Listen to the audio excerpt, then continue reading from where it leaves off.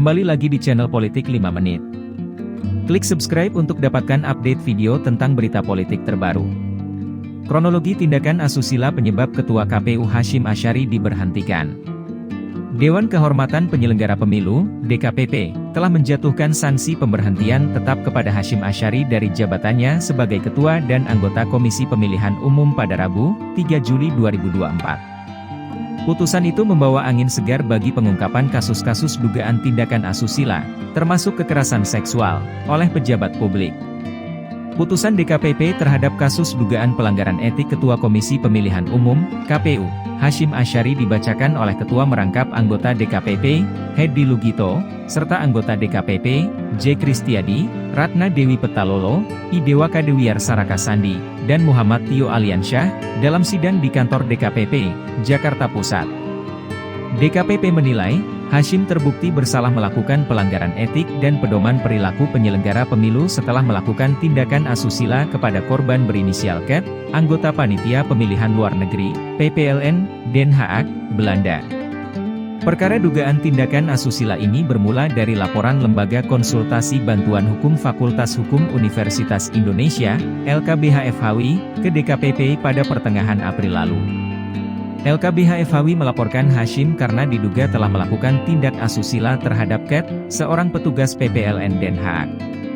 Dalam putusan DKPP nomor 90, Pake, DKPP, V. 2024 dijelaskan, KET mengenal Hasyim Asyari setelah bertemu dalam bimbingan teknis, BIMTEK, yang dilaksanakan di Bali pada 30 Juli 2023. Pada saat acara jalan pagi di Bali, Hasyim melakukan pendekatan kepada KET dan meminta korban untuk mengirimkan pesan WhatsApp. Sejak saat itu, Hasyim sering merayu KET agar ia mau membina hubungan asmara dengan Hasyim. Korban KET telah berkali-kali menolak ajakan Hasyim karena mengetahui bahwa Hasyim telah memiliki istri dan 3 orang anak. Proses pendekatan dan rayuan dari Hasyim seringkali dilakukan secara terang-terangan di hadapan publik dalam acara-acara yang sifatnya kedinasan sehingga membuat korban merasa risih dan tidak nyaman. Pada 3 hingga 7 Oktober 2023, Hasyim melawat ke Belanda dalam rangka kunjungan dinas.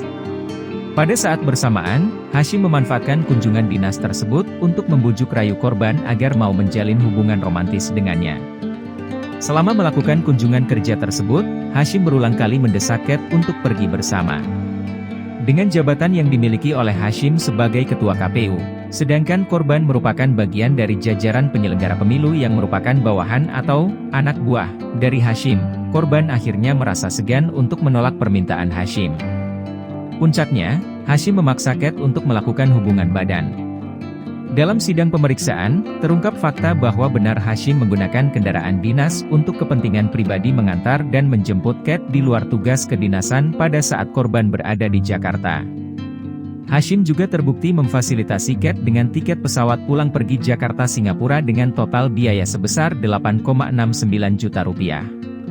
Selain itu, Hasyim juga memfasilitasi penginapan KET di apartemen Oakwood Suites Kuningan dengan total biaya Rp48,71 juta, tiket pesawat Jakarta-Belanda sebanyak 3 kali dengan total biaya sebesar Rp100 juta, dan membelikan layar monitor untuk KET seharga Rp5,4 juta. Janji menikahi korban.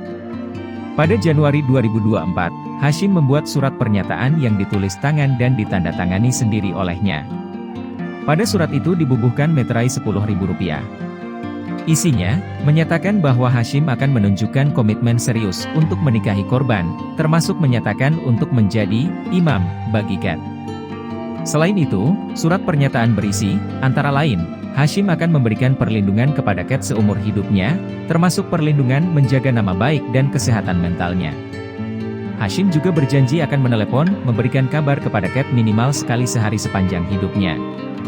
Apabila pernyataan tersebut tidak dapat dipenuhi, Hasyim bersedia membayar denda Rp4 miliar yang dibayarkan secara dicicil selama 4 tahun. Menurut DKPP, surat pernyataan itu tidak patut dibuat oleh Hasyim. Surat pernyataan itu juga relevan dengan rentetan peristiwa dan dugaan bahwa Hasyim telah menyalahgunakan wewenangnya untuk meyakinkan korban menjalin hubungan pribadi. Oleh DKPP, sikap dan tindakan Hasyim dinilai menimbulkan konflik kepentingan dengan berupaya menjalin hubungan romantis dengan KET yang bekerja sebagai penyelenggara pemilu di PPLN Den Haag.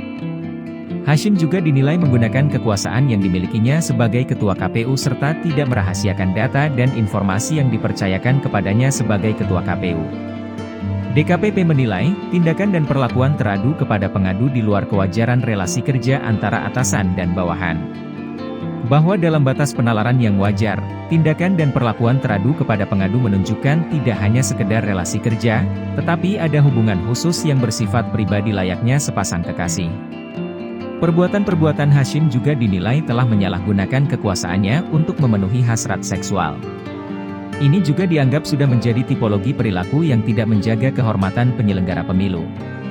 Pola tersebut selain terungkap kasus yang dialami oleh Ket, juga telah terungkap di dalam putusan perkara 39, Pake, DKPP, 2/2023 dengan pengadu Hasnaini, di mana dalam putusan tersebut, Hashim telah dijatuhi sanksi teguran keras terakhir. Komisioner Komnas HAM RI selaku Koordinator Subkomisi Pemajuan HAM Anis Hidayah menyatakan, terdapat relasi kuasa yang memengaruhi hubungan Hashim dengan Ket. Ini merupakan bentuk superioritas teradu selaku atasan terhadap pengadu sebagai bawahan.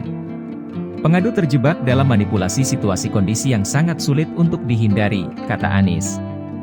Atas sanksi itu, Hashim mengucapkan terima kasih kepada DKPP.